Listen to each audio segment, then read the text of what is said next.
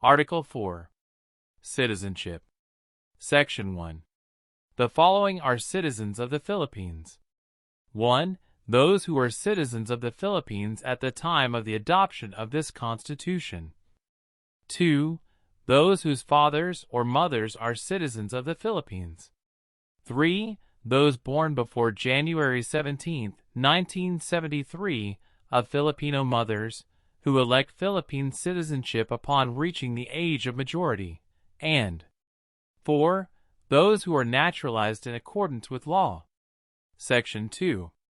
Natural-born citizens are those who are citizens of the Philippines from birth, without having to perform any act to acquire or perfect their Philippine citizenship.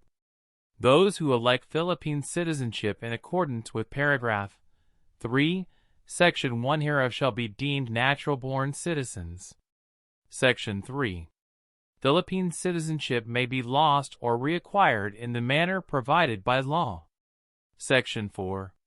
Citizens of the Philippines who marry aliens shall retain their citizenship, unless by their act or omission they are deemed, under the law, to have renounced it. Section 5.